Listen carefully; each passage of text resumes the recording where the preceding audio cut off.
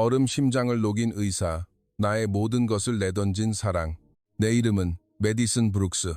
뉴욕 메디컬 센터 외과 병동에서 근무하는 간호사다. 스탠퍼드 간호대학을 수석으로 졸업했고 학부 시절부터 교수님들은 나를 타고난 간호사라 칭찬했다. 졸업과 동시에 이곳에 스카우트되어 3년 차가 된 지금까지 내 실력을 의심하는 사람은 아무도 없었다.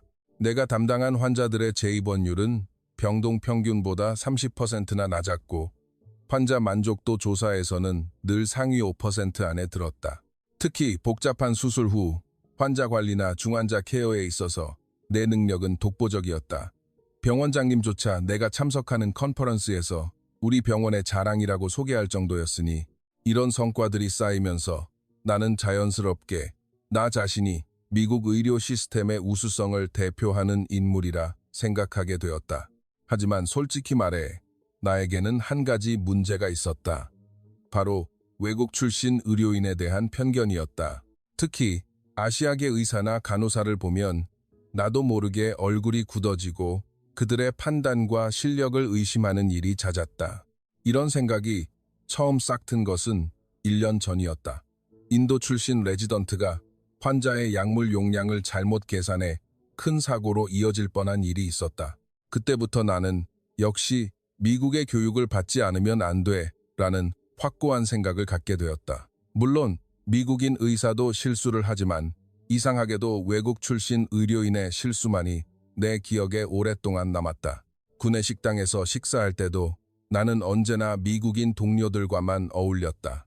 아시아계 의료인들이 자기들끼리 모여 앉아있는 것을 보면 역시 끼리끼리 모이는군이라고 생각했다. 그들이 모국어로 대화하는 모습을 볼 때면 불쾌감은 더욱 커졌다. 여기는 미국인데 왜 영어로 말하지 않는 거지? 하는 생각이 절로 들었다. 우리 병동에는 필리핀 출신 간호사 마리아와 인도 출신 간호사 프리아가 있었다. 마리아는 20년 경력의 베테랑이었지만 나는 그녀가 환자 차트를 확인할 때마다 제대로 보고 있는 걸까 하는 의심의 눈초리로 쳐다봤다. 프리아가 약물을 준비할 때도 마찬가지였다.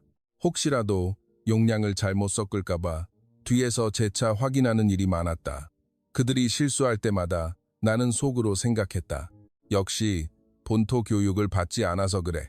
하지만 정작 내가 실수했을 때는 누구나 할 수 있는 실수라며 대수롭지 않게 넘겼다. 이런 이중잣대를 적용하면서도 나는 그것이 차별이라고 생각하지 않았다.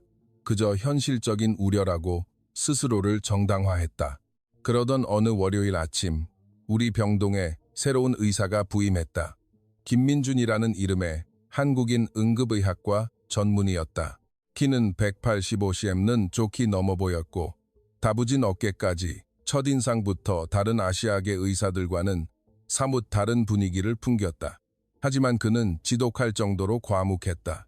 김민준입니다. 잘 부탁드립니다. 첫인사를 건넬 때도 그는 무표정했다. 목소리는 낮고 차분했지만 어떤 감정도 읽어내기 어려웠다. 병동 소개를 받을 때도 그저 고개를 끄덕일 뿐 질문이 있냐는 물음에도 없습니다라고 짧게 답하고는 곧바로 업무에 들어갔다. 나는 그를 보자마자 또 다른 이방인이 왔군 하는 생각에 속으로 미간을 찌푸렸다. 또 아시아계 의사라니. 이번엔 한국인? 얼마나 버티나 보자. 특히 그의 조용한 성격이 마음에 들지 않았다. 미국의 의료인들은 대부분 활발하고 소통을 중시하는데 그는 정반대였다. 첫 일주일 동안 나는 그의 모든 행동을 예의주시했다.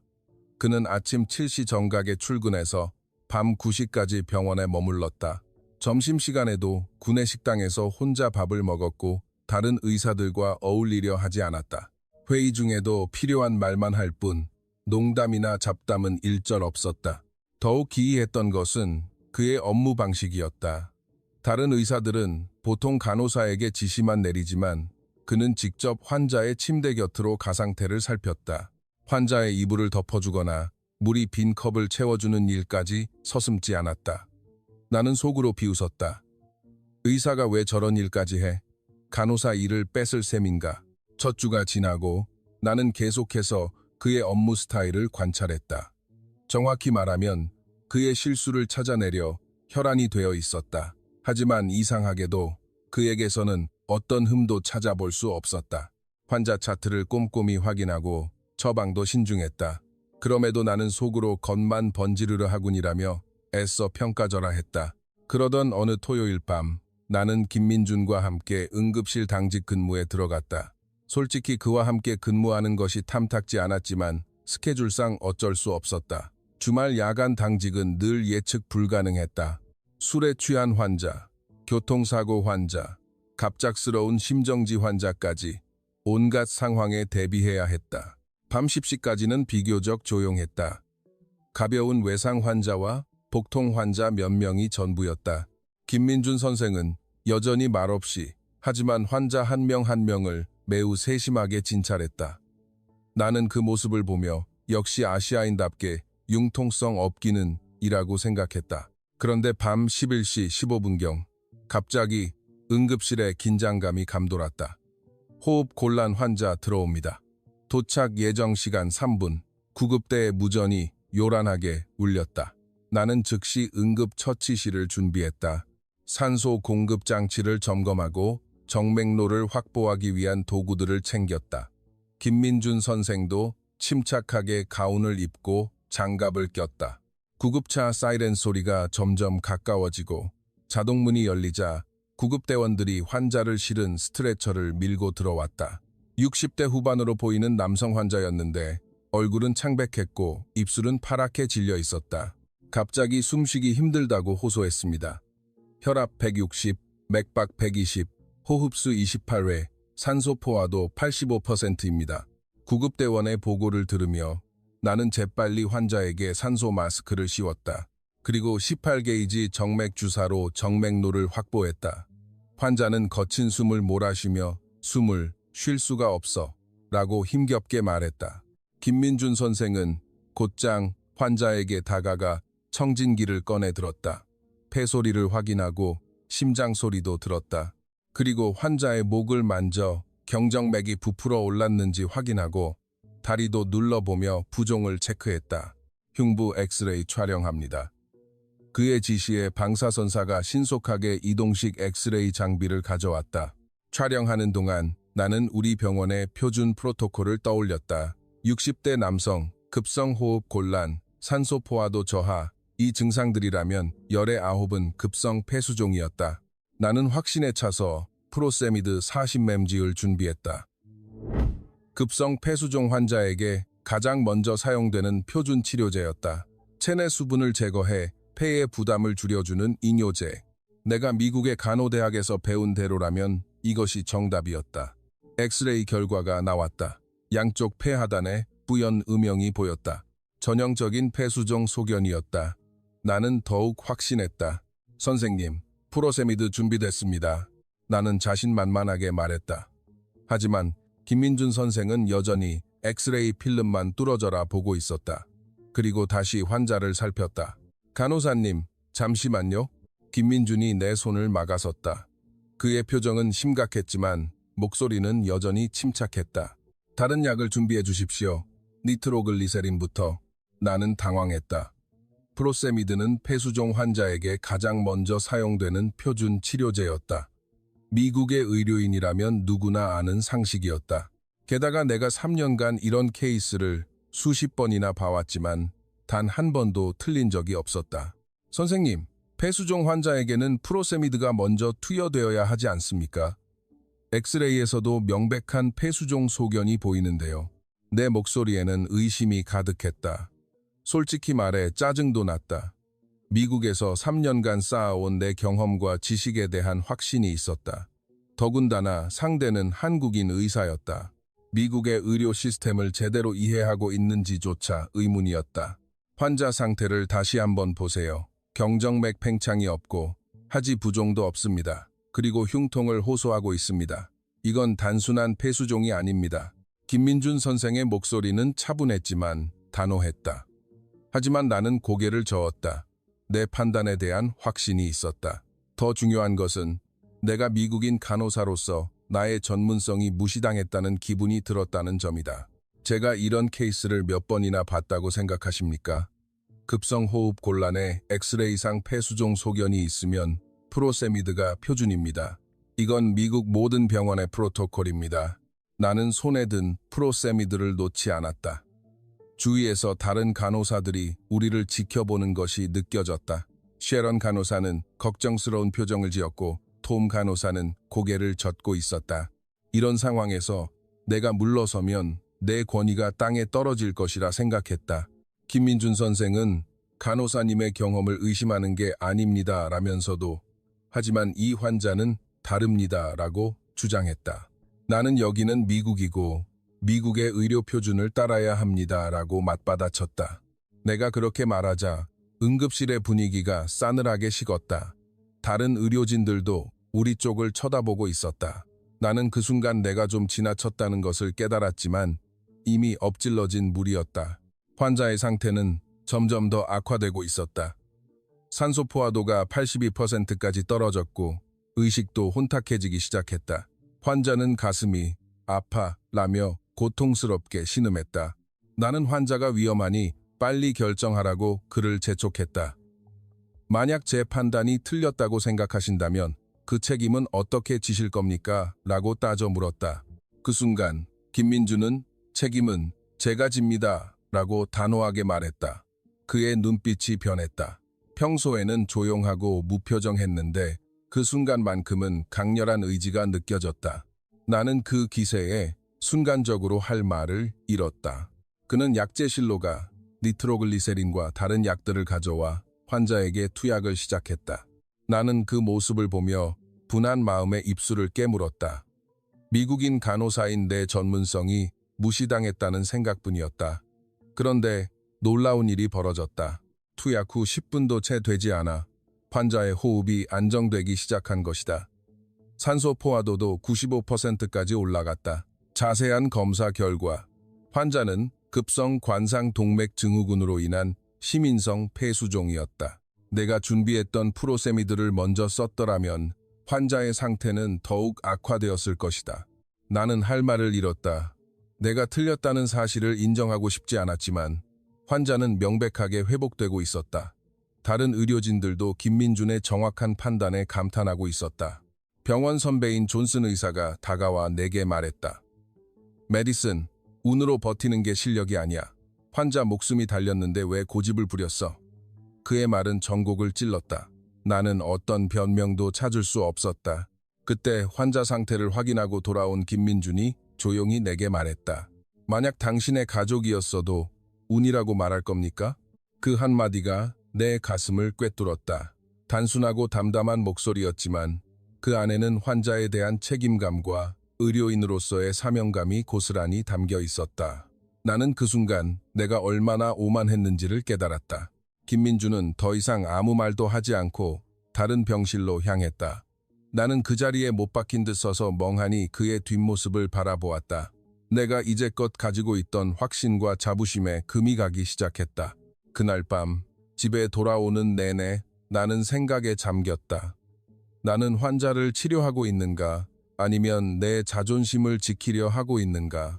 미국에서 받은 교육과 경험이 전부가 아닐 수도 있다는 생각이 머릿속을 맴돌았다.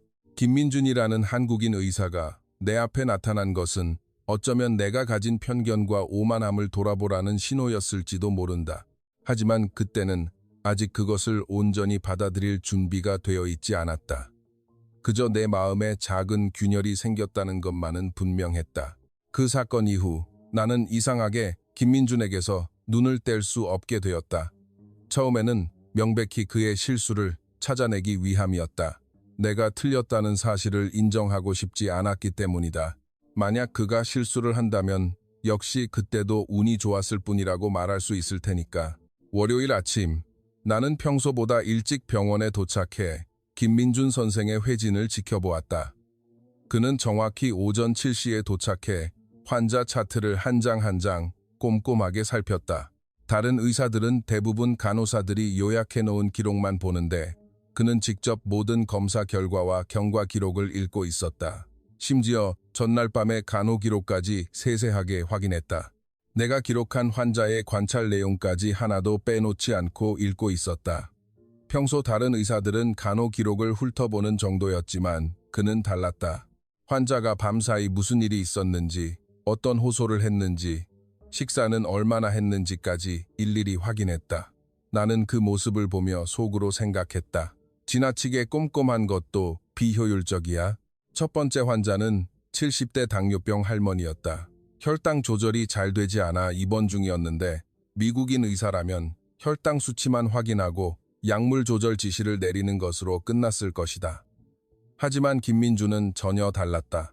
그는 할머니의 손을 직접 잡고 맥을 짚으며 어디가 불편한지 물었다. 발가락의 감각은 어떤지, 시야에 문제는 없는지, 밤에 잠은 잘 자는지까지 하나하나 확인했다. 심지어 할머니가 집에서 주로 어떤 식사를 했는지, 가족들은 잘 지내는지 같은 것까지 물었다. 나는 그 모습을 보며 속으로 시간 낭비야. 차트를 보면 충분한데 왜 저렇게까지 하는 거지? 라고 생각했다. 하지만 할머니의 표정이 환하게 밝아지는 것을 보고 조금 놀랐다.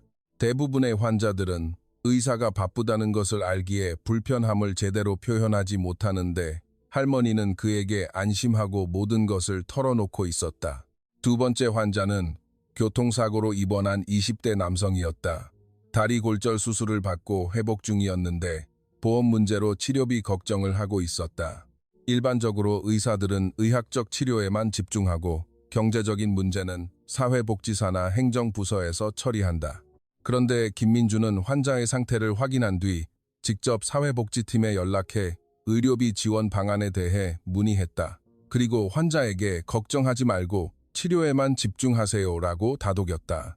나는 그 모습을 보고 의아하게 생각했다. 미국 병원에서 의사가 환자의 경제적 문제까지 신경 쓰는 경우는 거의 없었기 때문이다. 가장 놀라웠던 것은 세 번째 환자였다.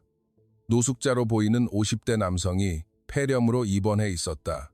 다른 의료진들은 그 환자를 대할 때 조금 거리를 두는 경향이 있었다. 냄새도 나고 위생 상태도 좋지 않았기 때문이다. 일부 간호사들은 그 환자 담당을 꺼리기까지 했다. 하지만 김민준 선생은 전혀 다른 태도를 보였다. 그는 환자에게 깍듯하게 존댓말을 쓰며 정중하게 진찰했다. 환자가 기침할 때마다 등을 쓸어주고 물을 떠다 주었다. 환자의 더러워진 손을 직접 닦아주기까지 했다. 나는 그 모습을 보고 이해할 수 없었다. 나라면 장갑을 두 겹으로 껴도 망설였을 일이었다. 다른 간호사들도 비슷한 반응이었다. 하지만 그 환자는 김민준 선생을 보는 눈빛이 전혀 달랐다. 마치 천사를 보는 듯한 표정이었다. 오후에는 더욱 기이한 일이 벌어졌다. 청소 직원이 갑자기 몸이 안 좋아 조퇴하는 바람에 그날 담당했던 병실들의 청소가 지연되게 되었다. 보통이라면 다음 날 아침에 처리하거나 다른 청소 직원이 추가 근무를 하게 될 상황이었다. 그런데 김민준이 직접 대걸레를 들고 병실 청소를 시작하는 것이었다. 간호사들이 말렸지만 그는 환자들이 깨끗한 환경에서 치료받는 것이 중요합니다 라고 말하며 묵묵히 청소를 계속했다. 나는 그 모습을 보고 어이가 없었다. 의사가 청소까지? 미국에서는 상상도 할 수 없는 일이었다. 각자의 전문 영역이 명확하게 구분되어 있는데 그 경계를 넘어서는 행동이 이해되지 않았다. 하지만 환자들의 반응은 예상과 달랐다. 모두 감동했으며 그에게 더욱 신뢰를 보내는 듯했다. 다음 날도 마찬가지였다. 김민준 선생은 밤늦게까지 중환자실에 남아 위독한 환자를 지켰다. 의무는 아니었지만 환자의 가족이 멀리 살아 밤에 올 수 없다는 이유로 자발적으로 남은 것이었다. 나는 그런 그의 모습을 보며 점점 더 혼란스러워졌다. 일주일이 지날 무렵 나는 깨달았다. 나는 그의 실수를 찾아내려고 관찰했는데 정작 실수라고는 찾아볼 수 없고 완벽에 가까운 모습만 보고 있었다는 것을, 아니, 완벽하다기보다는 인간적이라는 표현이 더 맞을지도 몰랐다. 미국의 의사들은 효율성을 중시한다. 시간당 몇 명의 환자를 봐야 하는지, 어떤 검사를 얼마나 빨리 처리해야 하는지가 중요했다. 환자와의 상호작용도 필요한 정보만 주고받는 정도였다. 감정적인 교류는 오히려 비전문적이라고 여겨지는 경우가 많았다. 하지만 김민준 선생은 정반대였다. 시간이 걸리더라도 환자 한 명 한 명에게 충분히 집중하고 의학적인 치료뿐만 아니라 정서적인 케어까지 신경 썼다. 돈이나 명예가 아닌 사람이 최우선인 그의 태도는 내게 큰 물음표를 던졌다. 특히 인상적이었던 것은 말기암 환자를 대하는 그의 모습이었다. 60대 여성 환자가 항암 치료 부작용으로 고통스러워하고 있었는데 다른 의사들은 의학적인 처치에만 집중했다. 하지만 김민준 선생은 환자와 오랜 시간 대화를 나누었다. 치료에 대한 두려움, 가족에 대한 걱정, 앞으로의 계획까지 모든 것을 들어주었다. 때로는 30분 넘게 환자 곁에 앉아 이야기를 나누었다. 나는 그 모습을 보며 의문이 들었다. 왜 저렇게까지 수고를 하는 걸까? 의사로서의 의무는 이미 다 했는데 왜 그 이상을 하려는 걸까? 처음에는 단순히 한국 문화의 차이라고 생각했다. 하지만 시간이 지날수록 그것이 아니라는 것을 깨달았다. 그의 행동에는 일관된 철학이 있었다. 환자를 단순히 치료 대상이 아닌 한 명의 인격체로 보는 시선, 돈이 있든 없든, 사회적 지위가 높든 낮든 모든 환자에게 똑같이 진심을 다해 대했다. 이 태도는 내게 큰 충격으로 다가왔다. 나는 이제껏 환자를 케이스로 생각하는 경우가 많았다. 당뇨병 환자, 고혈압 환자, 암 환자, 이렇게 질병 중심으로 접근했다. 하지만 김민준 선생은 한 사람 한 사람을 개별적인 존재로 인식하고 있었다. 2주차가 되던 어느 날, 내게 이상한 증상들이 나타나기 시작했다. 아침에 일어나는 것이 힘들고 온종일 피로감에 시달렸다. 처음에는 단순한 스트레스나 과로라고 생각했다. 최근 김민준을 관찰하느라 평소보다 신경을 썼기 때문이다. 하지만 증상은 점점 심해졌다. 소화가 잘 안 되고 헛구역질이 났다. 두통도 잦아졌고 집중력도 떨어졌다. 일주일 정도 참다가 병원 내 내과를 찾아 검사를 받아보았다. 담당 의사는 스트레스성 소화불량인 것 같다며 소화제를 처방해 주었다. 하지만 약을 먹어도 증상은 나아지지 않았다. 오히려 더 심해지는 것 같았다. 체중도 조금씩 줄기 시작했고 안색도 나빠졌다. 한 달이 지나도 상황은 마찬가지였다. 이번에는 다른 병원에서 더 정밀한 검사를 받았다. 혈액 검사, 소변 검사, 내시경 검사까지 받았지만 특별한 이상은 없다는 결과가 나왔다. 의사는 신경성 위염 같다며 스트레스 관리를 하라고 조언했다. 하지만 나는 무언가 다르다고 느꼈다. 단순한 스트레스로는 설명할 수 없는 증상들이 계속 나타났다. 식욕 부진, 복부 팽만감, 그리고 설명하기 힘든 전신의 무력감까지. 이런 증상들이 계속되자 업무에도 지장이 생기기 시작했다.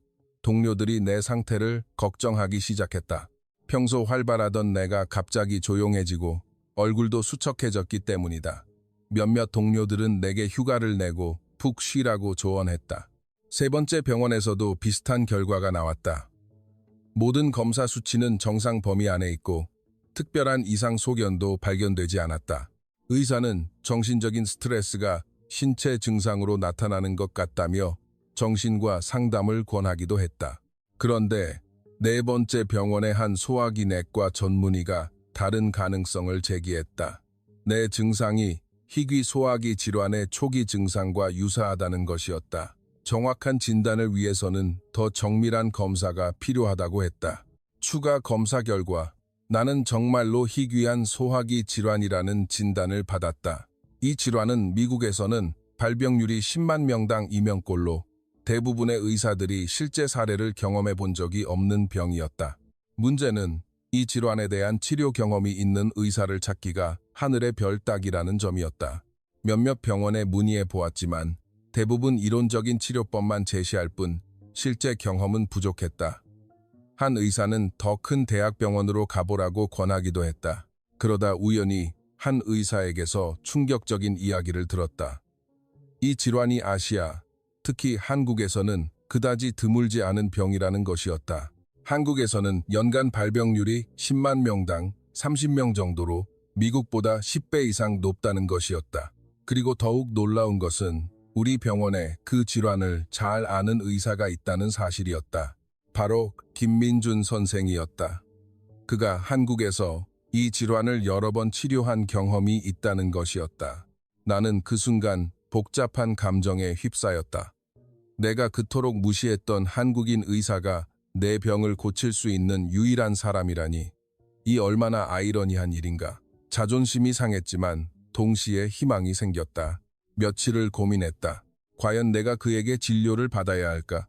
내가 무시와 편견으로 대했던 그 사람에게 도움을 청해야 하는 걸까? 하지만 병세는 점점 악화되고 있었다. 더 이상 미룰 수 없는 상황이었다. 내 자존심이나 편견 때문에 건강을 망칠 수는 없었다. 그리고 솔직히 말해 지난 몇 주간 그를 관찰하며 느낀 것이 있었다. 그의 의료인으로서의 능력과 인품에 대한 의구심은 이미 상당 부분 사라진 상태였다. 결국 나는 김민준을 찾아가기로 결심했다. 이제껏 내가 가졌던 편견과 자존심을 버리고 환자로서 그에게 도움을 청하기로 한 것이다. 하지만 여전히 마음 한구석에는 껄끄러움이 남아있었다. 과연 그는 나를 어떻게 대할까? 내가 이제껏 보여온 태도를 기억하고 있지는 않을까? 그런 걱정들이 머릿속을 스쳐 지나갔다. 하지만 그보다 더 큰 것은 내 건강이었다. 더는 망설일 수 없었다. 김민준 선생의 진료실 문을 두드리는 순간 내 심장은 미친 듯이 뛰고 있었다. 이제껏 내가 보여왔던 태도들이 머릿속을 스쳐 지나갔다. 그에 대한 무시, 편견, 그리고 며칠 전 응급실에서의 대립까지. 과연 그가 나를 어떤 시선으로 볼까 하는 두려움이 앞섰다. 들어오세요. 그의 목소리가 들리고 나는 천천히 문을 열었다. 김민준 선생은 책상에 앉아 환자 차트를 보고 있었다. 내가 들어가자 고개를 들어 나를 보았지만 그의 표정에는 놀라움도 어색함도 없었다. 그저 평소와 같은 차분한 모습이었다. 그는 내게 앞 의자에 앉으라고 했다. 나는 조심스럽게 자리에 앉으며 어떻게 말을 꺼내야 할지 고민했다. 내가 이제껏 그에게 보여온 태도를 생각하면 사과부터 해야 할 것 같았지만 입이 떨어지지 않았다. 김민준이 먼저 입을 열었다. 어떤 증상으로 오셨습니까? 그의 목소리는 다른 어떤 환자를 대할 때와 똑같이 전문적이고 따뜻했다. 마치 나와의 과거 일들은 전혀 기억나지 않는다는 듯이 나는 떨리는 목소리로 내 증상을 설명했다. 계속되는 피로감, 소화불량, 체중 감소, 그리고 다른 병원에서 받은 진단 결과까지 모든 것을 털어놓았다. 그는 내 이야기를 끝까지 들어준 뒤 몇 가지 추가 질문을 했다. 언제부터 증상이 시작되었는지, 가족력은 어떤지, 평소 식습관은 어떤지 등등. 나는 최대한 정확하게 답하려 애썼다. 그럼에도 마음 한구석에서는 과연 그가 나를 제대로 치료해 줄까 하는 의구심이 남아있었다. 김민준 선생은 내 설명을 다 듣고 난 뒤 신체 검사가 필요하다고 말했다. 그리고 간호사를 불러 검사용 가운을 가져오라고 지시했다. 나는 그 순간 깨달았다. 내가 환자가 되어 그들 앞에서 옷을 벗어야 한다는 사실을. 간호사가 가운을 가져다 주고 나가자 김민준은 잠시 나가 있겠습니다 라며 방을 나갔다. 나 혼자 남겨진 진료실에서 떨리는 손으로 옷을 벗기 시작했다. 간호사로 일하며 수없이 많은 환자들이 이런 상황을 겪는 것을 봐왔지만 막상 내가 그 입장이 되니 전혀 다른 기분이었다. 특히 내가 그토록 무시했던 사람 앞에서 이런 무력한 모습을 보여야 한다는 것이 견디기 힘들었다. 스커트를 벗는 순간 눈물이 왈칵 쏟아질 것 같았다. 이게 내가 겪어야 할 일인가 싶어 자존심이 무너져 내리는 기분이었다. 검사용 가운으로 갈아입고 침대에 누웠을 때 김민준 선생이 다시 들어왔다. 그는 내 상태를 확인한 뒤 조심스럽게 복부 촉진을 시작했다. 그의 손길은 정확하고 신중했다. 어느 부위에 통증이 있는지, 멍울이 만져지는지 꼼꼼하게 확인했다. 복부 검사가 진행될수록 나는 극도의 수치심을 느꼈다. 내가 간호사로서 다른 환자들에게 이런 검사를 받도록 안내한 적은 수없이 많았지만 막상 내가 받게 되니 이렇게 굴욕적일 수가 없었다. 특히 내가 이제껏 무시해왔던 한국인 의사 앞에서 더욱 당혹스러웠던 것은 내진이 필요합니다라는 말이었다. 하복부의 정확한 진단을 위해 불가피하다고 설명했다. 나는 그 순간 정말 굴욕감을 느꼈다. 내가 그토록 무시했던 그 사람 앞에서 가장 수치스러운 검사를 받아야 한다는 현실을 받아들일 수 없었다. 그런데 이상한 일이 벌어졌다. 김민준 선생은 내 불편함을 최대한 배려해 주었다. 검사 과정을 미리 설명하고 아프면 언제든지 말씀하세요라고 말했다. 그리고 여성 간호사를 동석시켜 내가 최대한 편안함을 느낄 수 있도록 배려해 주었다. 검사 중에도 괜찮으십니까? 라고 여러 번 물어봐 주었다. 그의 손길은 어떤 사적인 감정도 섞이지 않은 순수한 의료인의 손길이었다. 마치 내가 소중한 환자인 것처럼 조심스럽게 다뤄주었다. 예전의 나라면 이런 상황에서 잘난 척을 하거나 우쭐댔을지도 모르지만 그는 전혀 그런 기색을 보이지 않았다. 오히려 내가 최대한 편안할 수 있도록 신경 써주었다. 그 모습을 보며 나는 복잡한 감정에 휩싸였다. 검사가 끝난 뒤 김민주는 추가적인 정밀 검사가 필요하다고 말했다. 혈액 검사, 내시경, CT 촬영을 통해 정확한 진단을 내려야 한다고, 그리고 일단 입원 치료를 받는 것이 좋겠다고 권했다. 나는 그의 말을 들으며 안도감을 느꼈다. 드디어 내 병을 정확하게 진단하고 치료받을 수 있다는 희망이 생긴 것이다. 동시에 이제껏 내가 그에 대해 가졌던 편견이 얼마나 잘못되었는지를 깨달았다. 입원 수속을 마치고 병실에 누워 있으니 만감이 교차했다. 내가 간호사로서 환자를 대할 때와 실제로 환자가 되어 치료를 받을 때의 차이를 몸소 느꼈다. 환자의 입장에서는 의료인의 사소한 배려 하나하나가 얼마나 소중한 것인지를 알 수 있었다. 첫날 밤이 가장 힘들었다. 복통과 메스꺼움 때문에 잠을 이룰 수 없었다. 새벽 1시쯤 호출 버튼을 누르자 당직 간호사가 아닌 김민준이 나타났다. 그는 아직 병원에 남아 있었던 것이다. 내가 아프다고 호소하자 그는 당장 진통제를 처방해 줄 수 있다고 했다. 하지만 약에만 의존하기보다는 다른 방법도 함께 시도해보자고 제안했다. 복부 마사지나 온찜질이 도움이 될 수 있다고 설명했다. 그리고 정말로 따뜻한 수건을 가져와 내 배 위에 올려주었다. 그 순간 나는 당황했다. 의사가 직접 이런 일까지 해주다니 미국에서는 상상도 할 수 없는 일이었다. 하지만 그의 자연스러운 모습에 나는 점점 마음이 편안해져 갔다. 다음 날부터 본격적인 검사가 시작되었다. 김민준 선생은 내 병의 원인을 찾기 위해 정말 집요하게 파고들었다.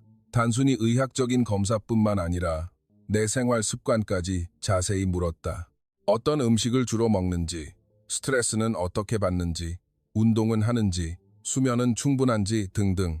심지어 어릴 때 알았던 병, 가족의 건강 상태, 그리고 최근의 심리적인 변화까지 세세하게 물었다. 처음에는 왜 이런 것까지 묻는 거지 싶었지만 나중에 알고 보니 이것들이 이 질환의 발병 원인을 찾는 중요한 단서였다.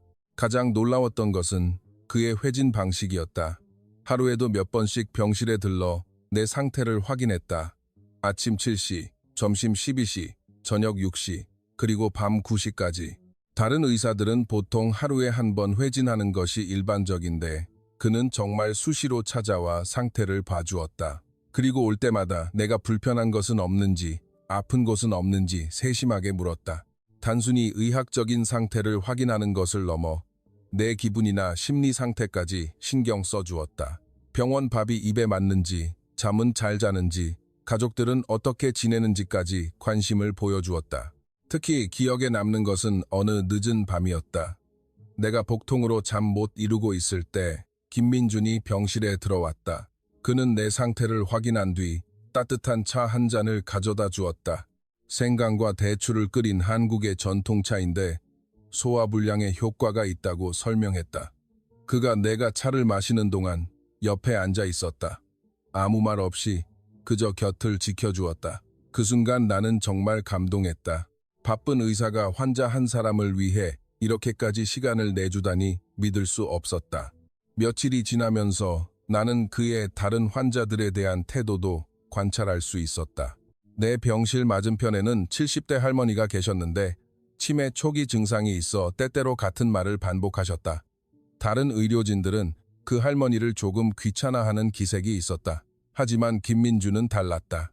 할머니가 같은 이야기를 몇 번을 반복해도 인내심을 갖고 들어주었다. 그리고 할머니의 손을 잡고 다정하게 말을 건넸다. 마치 자신의 할머니를 대하듯이. 또 다른 환자는 20대 여성이었는데 가정 형편이 어려워 치료비를 무척 걱정하고 있었다. 김민준 선생은 그 환자에게 비용 부담을 줄일 수 있는 치료 방법을 찾아주었다. 그리고 사회복지팀과 연계해 의료비 지원을 받을 수 있도록 도와주었다. 더욱 놀랐던 것은 중환자실에 있는 무연고 노인에 대한 그의 태도였다. 가족도 없고 의료비도 없는 그 할아버지를 다른 의료진들은 부담스러워했다.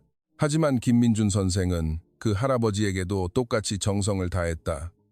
아니, 오히려 더 자주 찾아가 안부를 물었다. 이런 모습들을 보면서 나는 점점 그에게 끌리고 있었다. 처음에는 그저 실력 있는 의사라고 생각했는데 시간이 지날수록 그 이상의 무언가를 느끼게 되었다. 사랑이라고 부르기에는 아직 이른 감정이었지만 분명 존경과 감탄의 마음이 커져가고 있었다. 하지만 신기하게도 그가 내게만 특별히 친절한 것은 아니라는 점이었다. 다른 모든 환자에게도 똑같이, 아니 경우에 따라서는 더 세심하게 대했다. 이것은 내게 또 다른 깨달음을 주었다. 이제껏 나는 간호를 단순한 기술이나 업무라고 생각했다. 정확한 약물 투여, 신속한 처치, 효율적인 업무 처리 등이 좋은 간호사의 조건이라고 믿었다.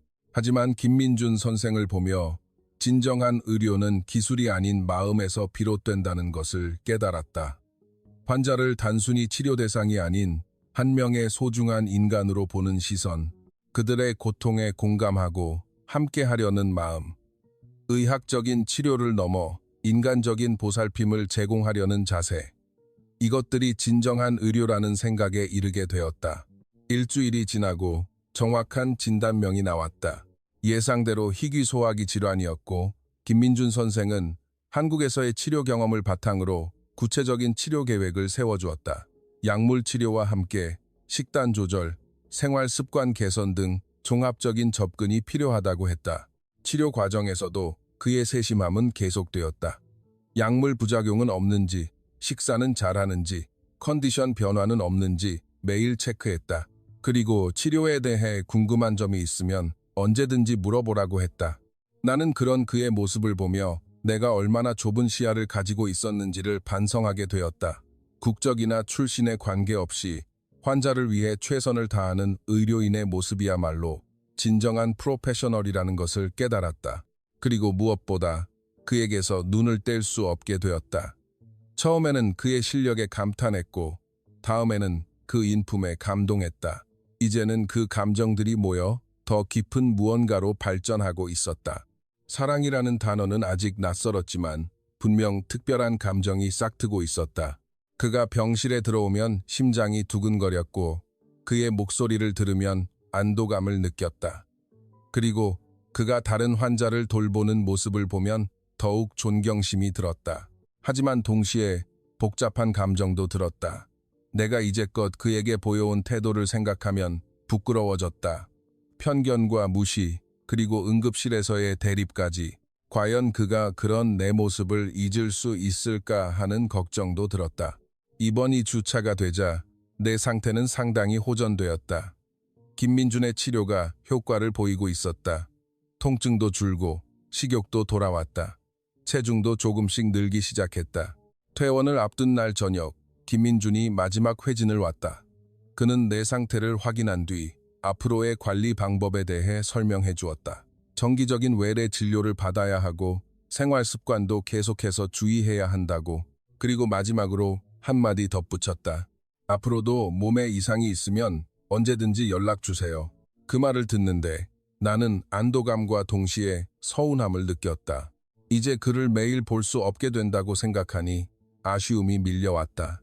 퇴원하는 날, 나는 그에게 진심 어린 감사를 전했다.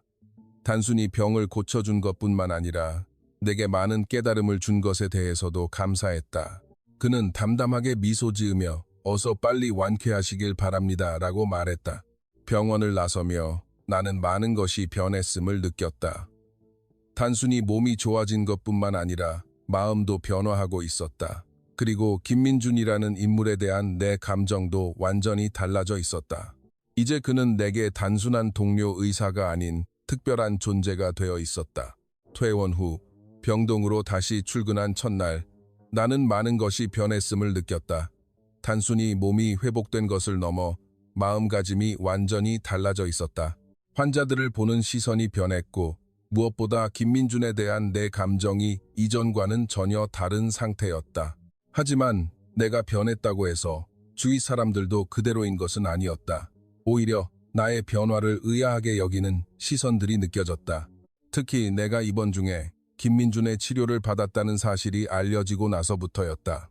처음에는 단순한 관심 정도였다. 동료들이 내 건강을 걱정하며 어떤 치료를 받았는지 물어왔다. 나는 솔직하게 김민준이 담당해였다고 이야기했다.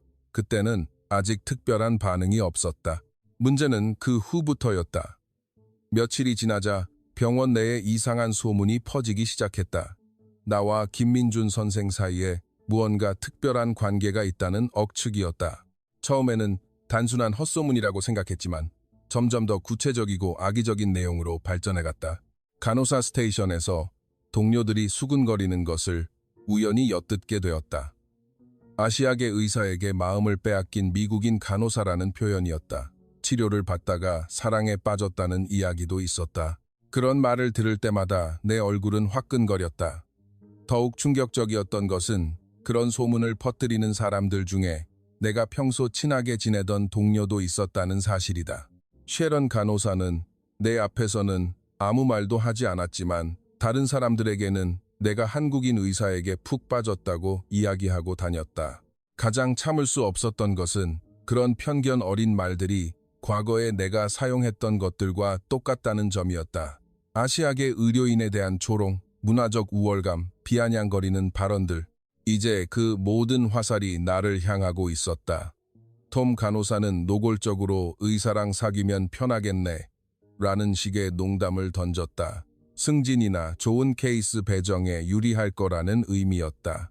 그런 말을 들을 때마다 나는 화가 났지만 동시에 부끄러웠다. 예전에 내가 다른 사람들에게 했던 말과 똑같았기 때문이다. 환자들의 반응도 변했다. 몇몇 환자들은 나를 이상한 눈으로 쳐다보기 시작했다. 특히 나이든 백인 환자들 중에는 노골적으로 불쾌감을 드러내는 분들도 있었다. 한 할아버지는 내게 다른 간호사로 바꿔달라고 요구하기까지 했다. 처음에는 이 상황을 견디기 힘들었다. 왜 내가 이런 시선을 받아야 하는지 억울했다.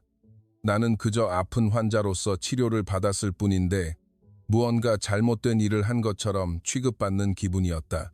하지만 며칠이 지나면서 나는 이 상황을 다른 시각으로 받아들이기 시작했다. 이것이 내가 이제껏 다른 사람들에게 해왔던 행동의 결과라는 것을 깨달았다. 내가 아시아계 의료인들에게 보여왔던 편견과 무시, 그것들이 이제 내게로 돌아온 것이었다. 그리고 무엇보다 중요한 것은 나는 더 이상 예전의 메디슨이 아니라는 사실이었다. 김민준 선생을 통해 배운 것, 환자로서 경험한 것들이 나를 완전히 바꿔놓았다.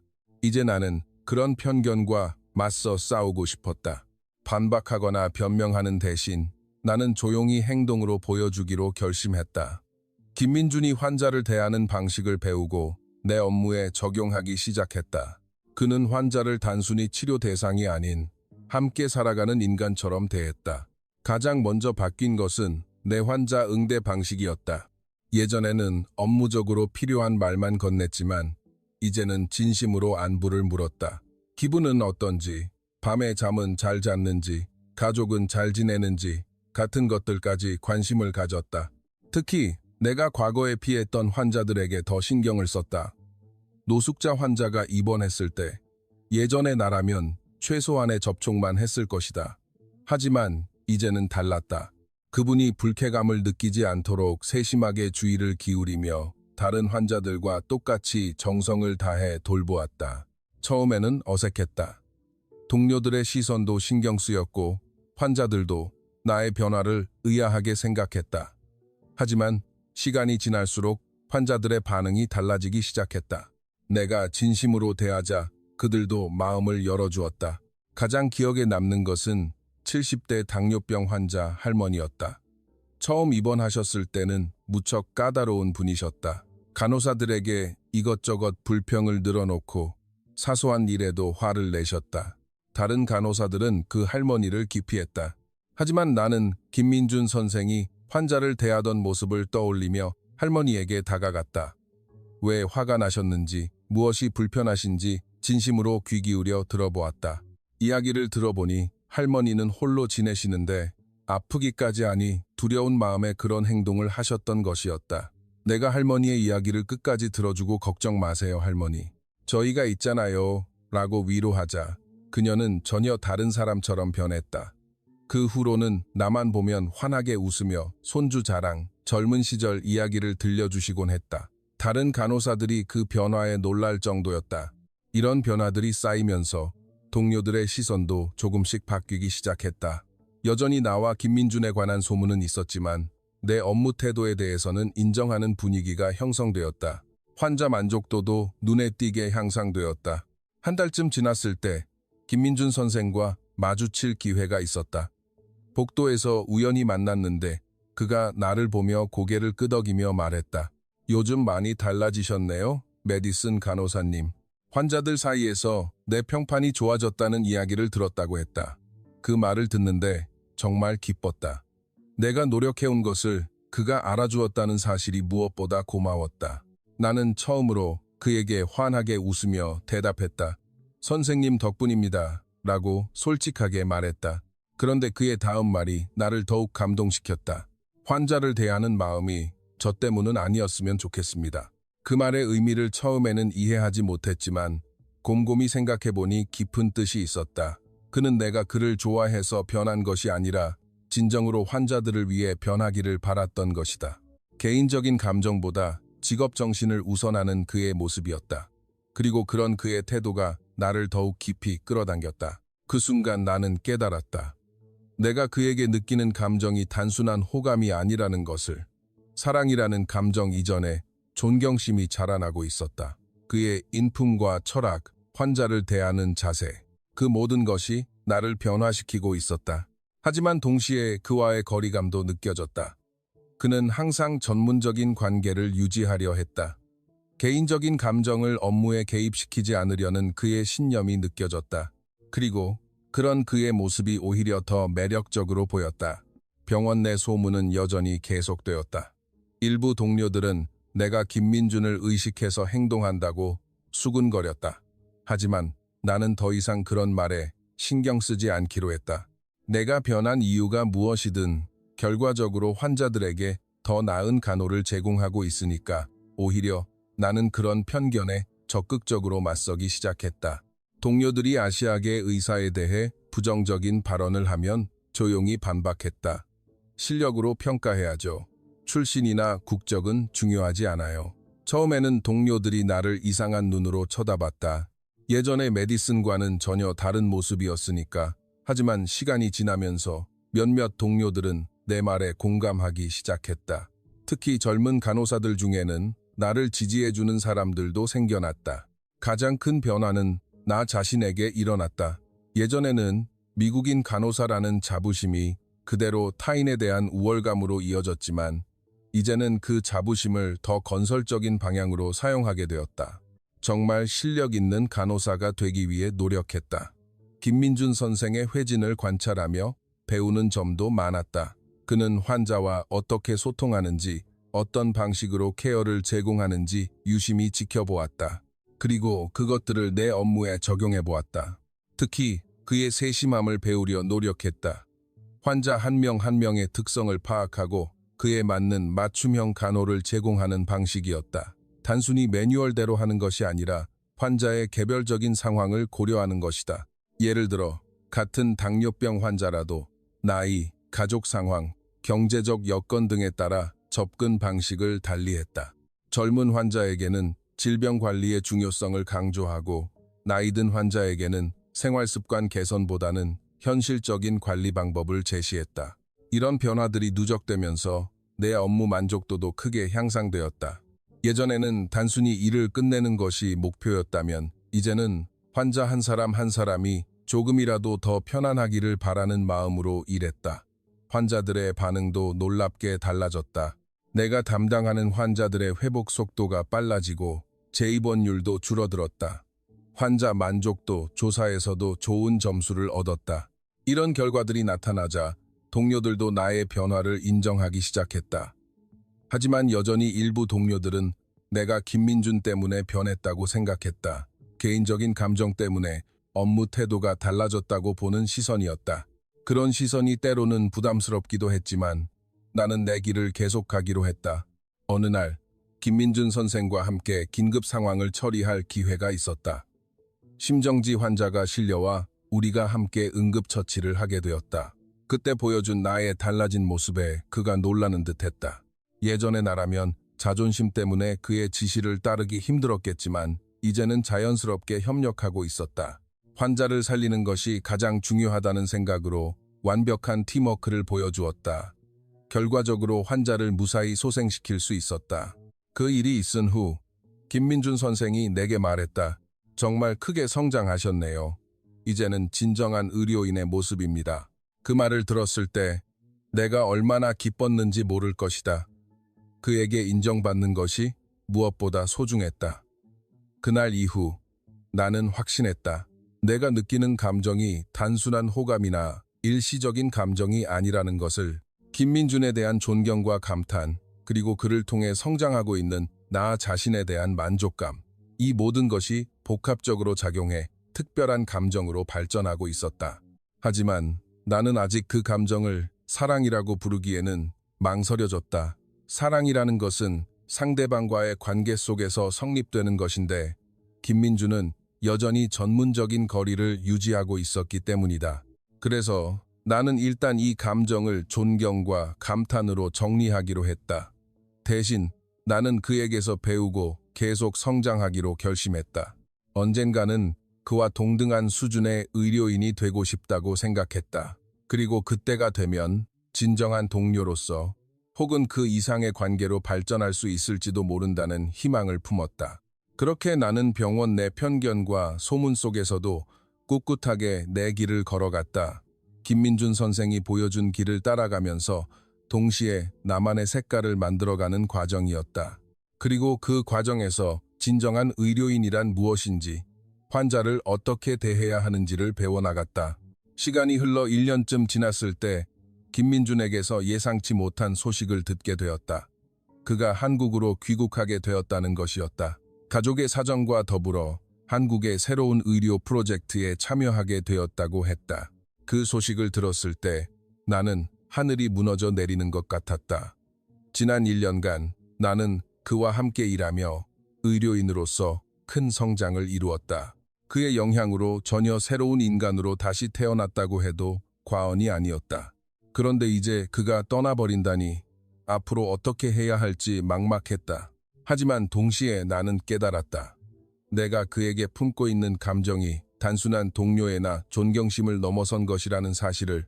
그가 떠난다고 생각하는 것만으로 이렇게 가슴이 아픈 것은 분명 특별한 감정이 있다는 증거였다. 며칠을 고민했다. 과연 나는 어떤 선택을 해야 할까? 이곳에 남아 이제껏 쌓아온 커리어를 계속 이어가야 할까? 아니면 전혀 새로운 도전을 해봐야 할까? 결론을 내리기까지 정말 많은 생각을 했다. 결국 나는 용기를 내어 김민준에게 내 마음을 털어놓았다. 그와 함께 한국으로 가고 싶다고. 그곳에서 새로운 시작을 하고 싶다고. 물론 두려움도 있었지만 그보다 함께하고 싶다는 마음이 더 컸다. 김민준은 내 말을 듣고 놀라는 눈치였다. 한국에서의 생활이 쉽지 않을 것이라고, 언어와 문화의 차이 때문에 많은 어려움이 있을 것이라고 걱정해 주었다. 하지만 나는 이미 마음을 정했다고 대답했다. 그렇게 나는 인생에서 가장 큰 결단을 내렸다. 미국에서의 안정된 삶을 접고 한국으로 가는 것이었다. 가족과 친구들은 모두 반대했다. 왜 굳이 그런 모험을 하냐며 만류했다. 하지만 나는 확신했다. 이것이 내 인생에서 가장 중요한 선택이라는 것을. 단순히 김민준 선생을 따라가는 것이 아니라 진정한 의료인으로서 더 넓은 세상을 경험하고 싶었다. 한국행 비행기에 오르던 날, 나는 긴장과 설렘이 뒤섞인 복잡한 감정을 안고 있었다. 새로운 나라, 새로운 문화, 새로운 언어, 모든 것이 도전이었지만 그 도전을 통해 더욱 성장할 수 있으리라는 기대감이 있었다. 한국에 도착한 첫날부터 충격의 연속이었다. 우선 언어의 장벽이 생각보다 훨씬 높았다. 김민준이 통역을 해주었지만 환자들과 직접 소통하기에는 한계가 있었다. 한국어를 배우는 것이 최우선 과제였다. 그래서 나는 집중적으로 한국어 공부를 시작했다. 개인 교습도 받고 언어 교환 프로그램에도 참여했다. 의료 용어는 특히 어려웠지만 김민준 선생이 많이 도와주었다. 밤늦게까지 함께 공부하며 하나하나 익혀나갔다. 한국의 의료 시스템도 미국과는 전혀 달랐다. 신속하고 정확한 시스템으로 효율성 면에서는 오히려 미국보다 뛰어난 부분도 많았다. 환자 대기 시간도 짧고 진료 과정도 체계적이었다. 특히 놀라웠던 것은 환자와 가족의 관계였다. 미국에서는 환자 개인의 자율성을 중시하지만 한국에서는 가족 전체가 치료 과정에 적극적으로 참여했다. 이런 문화적 차이를 이해하는 데 시간이 걸렸지만 점차 그 장점을 발견할 수 있었다. 정서적인 보살핌을 기본으로 하는 정문화는 내게 다시 한번 충격을 주었다. 의료인과 환자의 관계가 미국보다 훨씬 인간적이었다. 환자의 감정이나 심리 상태를 중시하고 치료 과정에서도 이런 요소들을 고려했다. 처음 몇 달은 정말 힘들었다. 언어도 서툴고 문화에도 익숙지 않아 실수를 많이 했다. 환자들과 소통이 잘 되지 않아 오해가 생기거나 한국의 의료 관행을 몰라 당황스러운 상황도 있었다. 하지만 포기하지 않았다. 김민준 선생의 도움과 격려, 그리고 한국인 동료들의 친절한 지원 덕분에 조금씩 적응해 나갔다. 특히 간호사들이 나를 따뜻하게 받아주어 큰 힘이 되었다. 6개월쯤 지나자 겨우 한국어로 환자들과 기본적인 소통이 가능해졌다. 그 과정은 정말 혹독했다. 매일 밤 한국어 교재와 씨름하고 의료 용어를 외우고 발음 연습을 반복했다. 김민준 선생이 매일 밤처럼 내 옆에 앉아 하나하나 가르쳐주던 시간이 가장 소중했다. 처음으로 한국어로 환자의 상태를 확인하고 위로의 말을 건넸을 때를 지금도 생생하게 기억한다.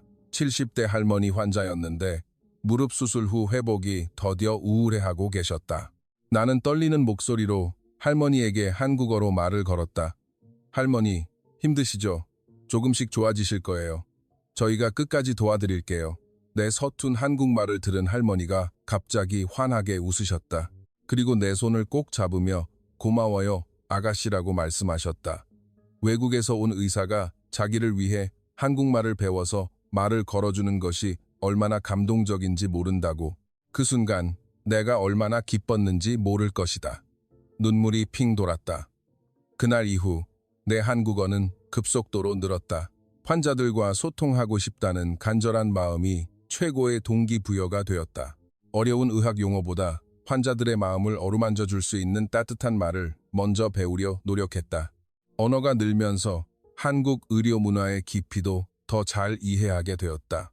환자를 가족처럼 돌보는 정이라는 것이 정말 인상적이었다.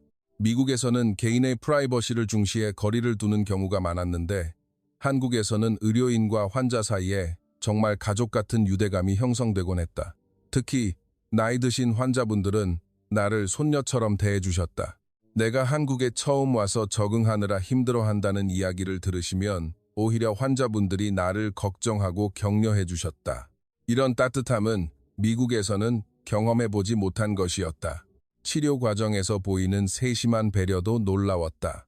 단순히 의학적인 치료를 하는 것을 넘어 환자의 감정 상태나 가족 관계까지 고려해서 접근하는 것이다. 예를 들어 수술을 앞둔 환자가 있으면 그분의 불안감을 덜어주기 위해 가족과 함께 충분한 상담 시간을 갖기도 했다.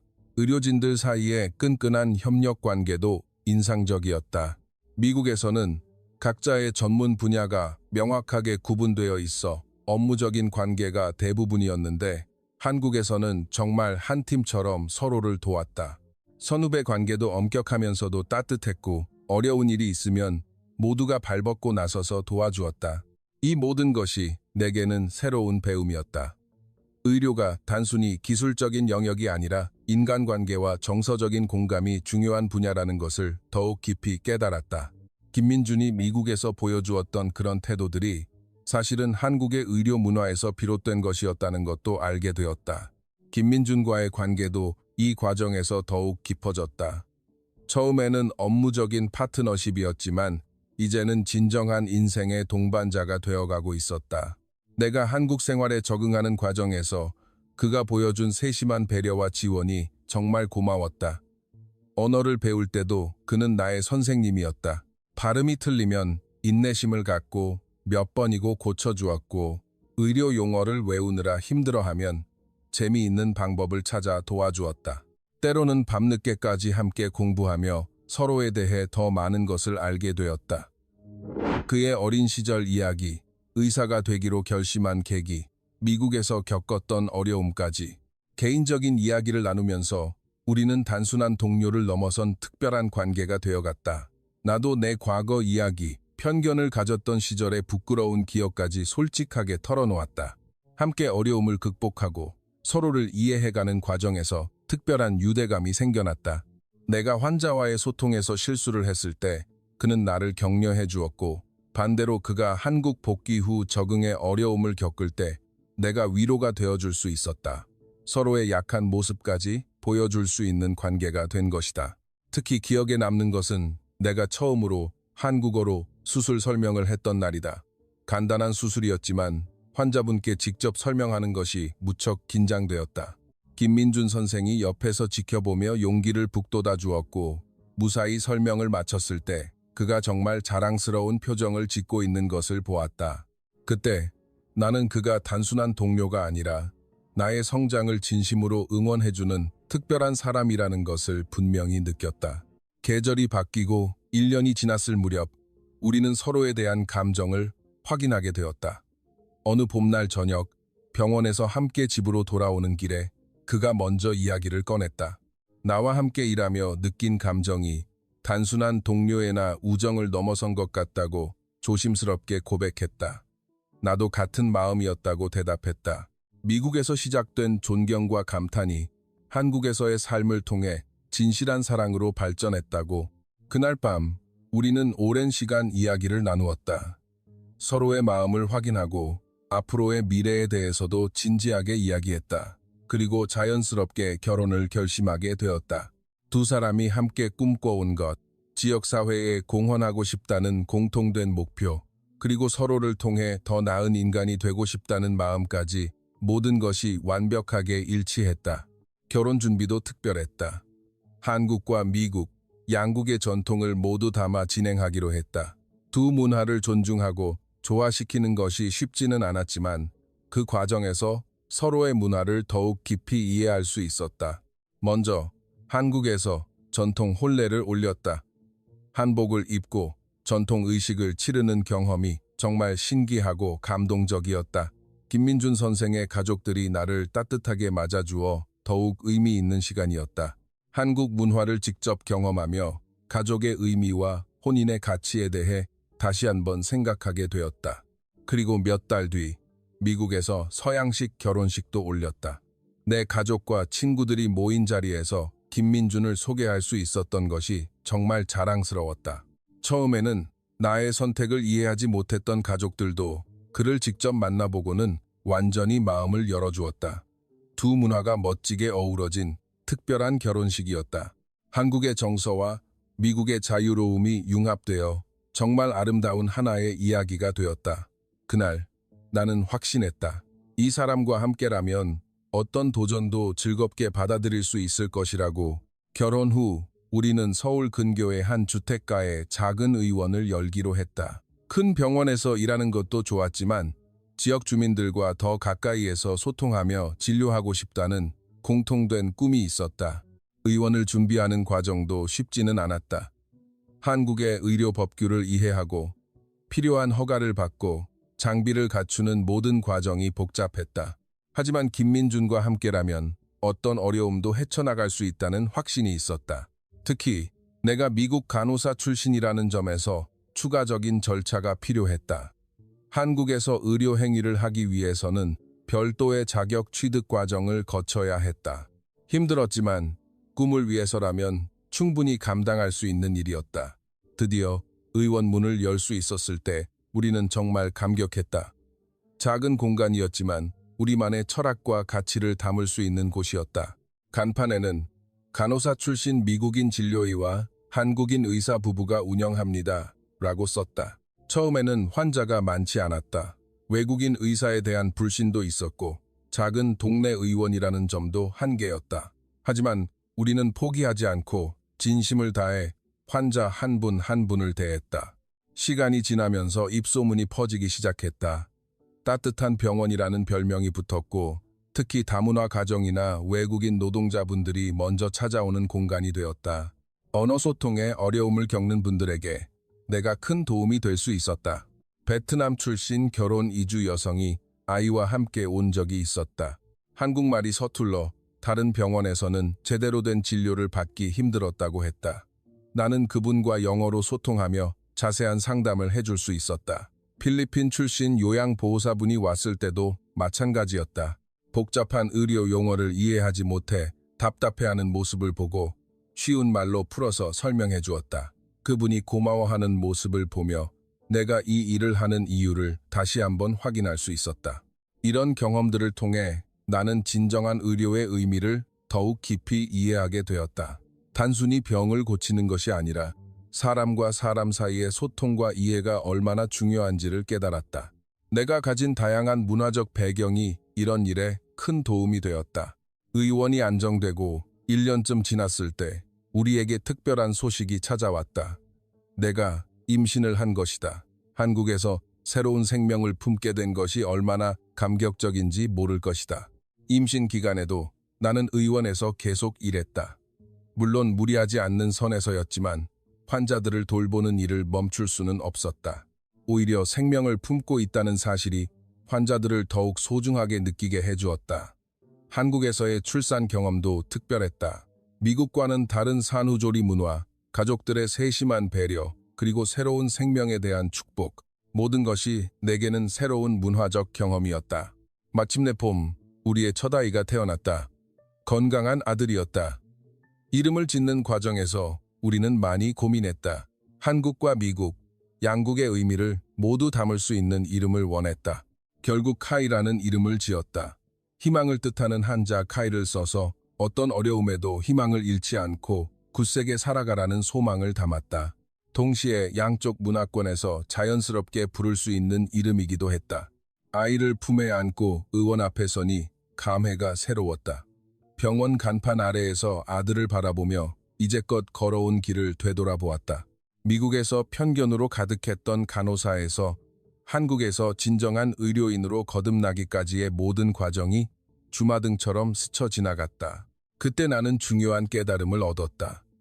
내가 변한 것은 단순히 사랑 때문이 아니라 존경 때문이었다는 것을. 김민준 선생에 대한 존경심이 나를 변화시켰고 그 변화가 진실한 사랑으로 이어진 것이었다. 그리고 이제야 비로소 진짜 간호사가 되었다는 기분이 들었다.